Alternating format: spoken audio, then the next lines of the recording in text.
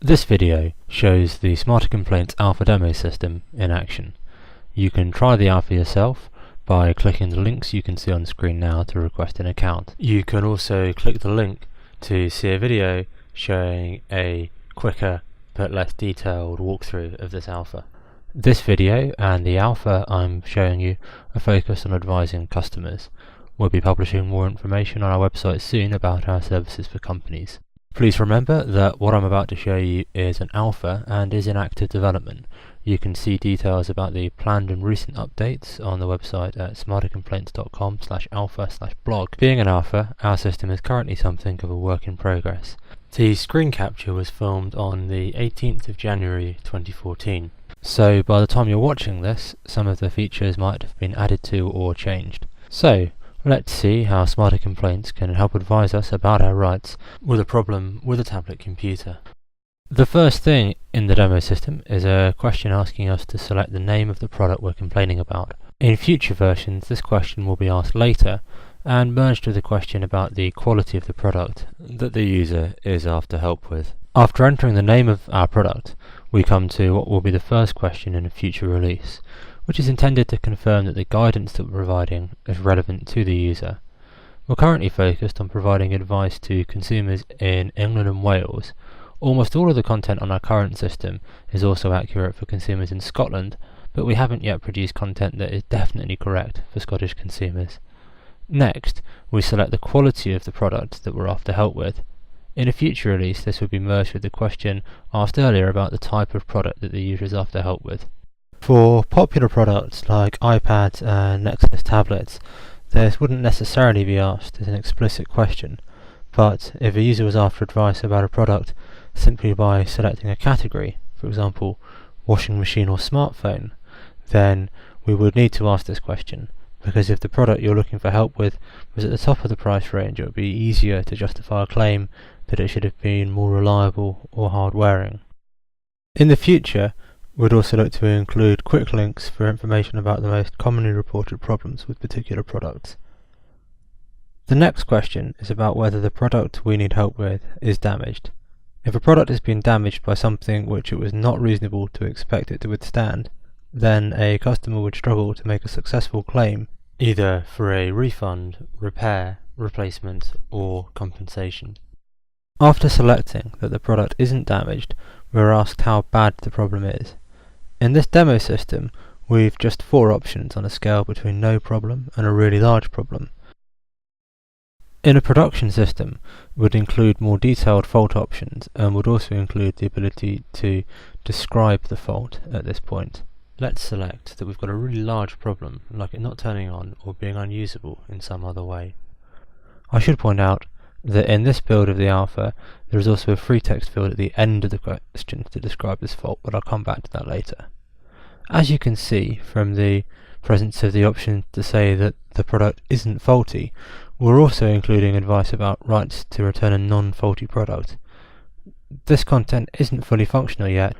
In a future version, we're also going to add clearer advice about what your rights are if you've purchased a product which, whilst not being broken, isn't performing in the way that you thought it should. The next question is about where the product was purchased from. At the moment, this has been reduced to how the product was purchased. This question means we can avoid giving incorrect advice to users who purchased from a private seller. It also means we can target advice about rights under the distance selling regulations to users who it is most relevant to. In future versions, we would also ask the name of the retailer at this point, so that we can provide advice about no-fault returns or how past complaints have been dealt with by that company. Because we selected an option for distance selling, we're now seeing a follow-on question about whether or not the product was customized. This is important because the distance selling regulations don't cover you if the product that you'd ordered was customized for you. Let's select that the product wasn't customized. The next question is about the purchase date. A lot of your rights as a customer can be lost over time. For this demo, I'm going to pick a purchase date outside of the last 12 months to illustrate where we think we can make the biggest difference to our users, helping them understand and use the law when they're covered by the Sale of Goods Act but not by a manufacturer's warranty. This will skip a few questions that are used to work out whether the user has a right to reject their product and get a full refund that are only asked for more recent purchases. Next, we pick the payment method, and so we come to the final proper question. How long can we wait without a working tablet computer? The answer to this question isn't used in the advice, but is used in the template message that we can send after receiving advice. As I mentioned earlier, in this build of the alpha, we've got a question here that should be further up that gives us the opportunity to describe the issue that we're after advice with. Let's enter that we have a device that is totally dead and won't power on. At the moment, this is just used in the message we send after receiving advice. And that was it. When I click next, we'll be taken to the advice page. The first thing you can see is a recap of all of the information that we entered earlier. Below the summary of our answers, we can see the bullet points of the top level advice saying that we're probably not entitled to a refund, but that we are entitled to a repair or replacement. Below this, there's a bit of information about why the system thinks these things. You can see that the system is telling us that 18 months is too long to have had a product for to be entitled to a full refund. There is also a link to more detailed legal advice. This will include some content on which laws and cases are being considered in the advice, rather than just what the top level outcomes are. For most users though, it won't be worth reading the more detailed advice. To this point, we've got enough information to complain with confidence either face-to-face or over the phone. At this point in future versions, we will also offer users a choice about how they want to complain and provide tools either for complaining in person, over the phone, or in writing. At this stage though, we're just offering the ability to send an email based on a template that is appropriate to the facts described in this summary. So, if we're happy with the choice for a refund or a replacement, let's click next.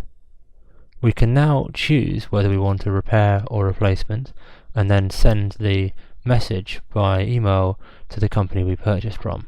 Today, let's say we want a replacement. When we select that option, we can see an email that explains what we're entitled to and sets out a quite long legal argument to explain to the company receiving it why they're obliged to do what we're asking for. To help substantiate the arguments presented, the email includes links to trusted third-party websites like the Trading Standards Institute's Sale of Goods Act hub and the government website legislation.gov.uk, which provides online access to primary legislation. The purpose of including links to this content is firstly to add credibility to the summary we provide of why we believe that a company should act in a certain way, and secondly to help companies substantiate our assertions.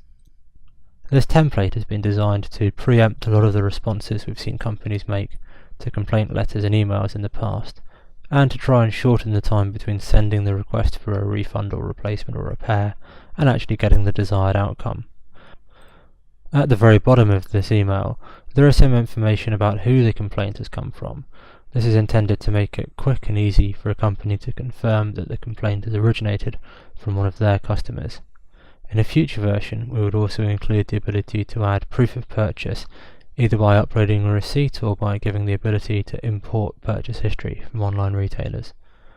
At the very bottom of the page, we can select which company we want to send this complaint to and click send.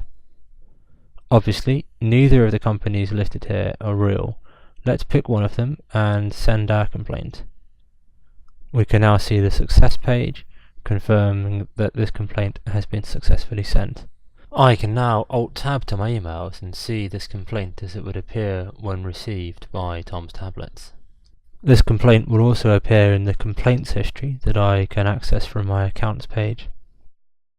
In the future, we'd also want to offer integration with existing complaint management systems at larger companies to make it easier and quicker to deal with our users' requests, as well as to offer a portal for smaller companies to respond through. We're also going to add more tools for our users to manage complaints and to respond to any contact they receive from the company they've complained to.